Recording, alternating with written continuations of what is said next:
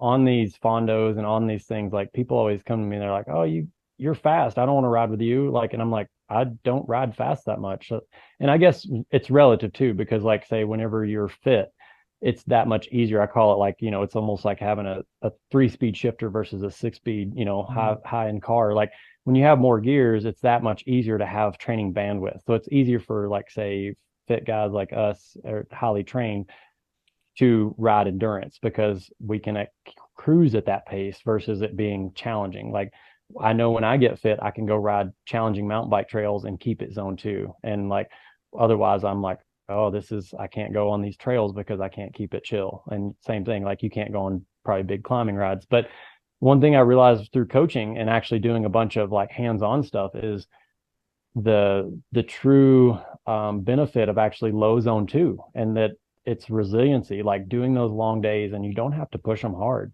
Mhm. That sometimes it's okay just to chill and ride, because I have so many people that are like, hey, we're going to go on this. I may ride with my wife or my significant other that doesn't ride all the time. And it's not just women and men, but it's like sometimes the women are racers and their like husbands are slower.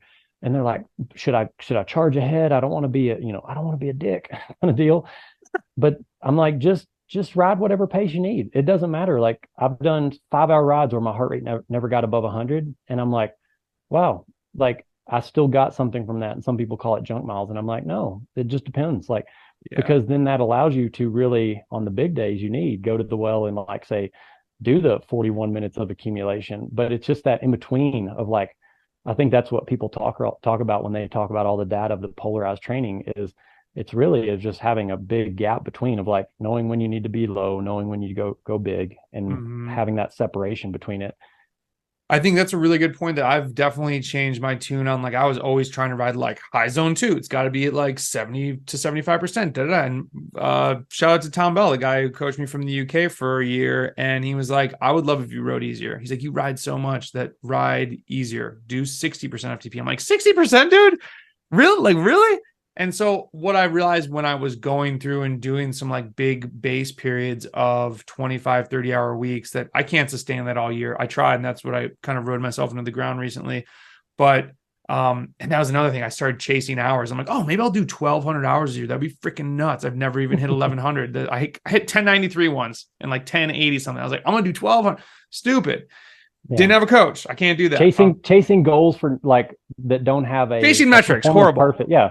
It's like, what's the performance outcome, right? It's like, is this going to help me perform better, right? And so that was a thing. And so then I'm doing these big weeks, and I'm not gonna, this is my own fault. I'm not poo-pooing on this other podcast, but there's so many other scientific, super smart people right now that are pushing zone 2, which I'm in agreement with. However, when I was riding too much, I'm like, oh, but even Dr. So-and-so was talking about zone 2. This is fine. And I would go out and I would do a KOM, put out good watts, and I knew if I was totally honest with myself, I'm like, dude, there's no way I could repeat that effort right now. It might be a 10-minute effort.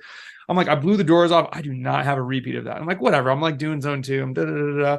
And Landry said to me, but when I finally was like, hey man, I need you to coach me and look over this stuff. He's like, I was wondering what the hell you were doing in France, man. You rode like 50 hours in 2 weeks, and like, isn't nationals in a week? I'm like, well, I was maybe going, I wasn't in. And I think the biggest thing that you had said it in one way of knowing when to go high. Everyone now is so focused on the low. If you're riding and training for performance, and we don't want to say that word balance, you got to hit those highs at the right time. And that's what I just like defaulted to these big rides and mega miles and was like dealing with other stuff off the bike.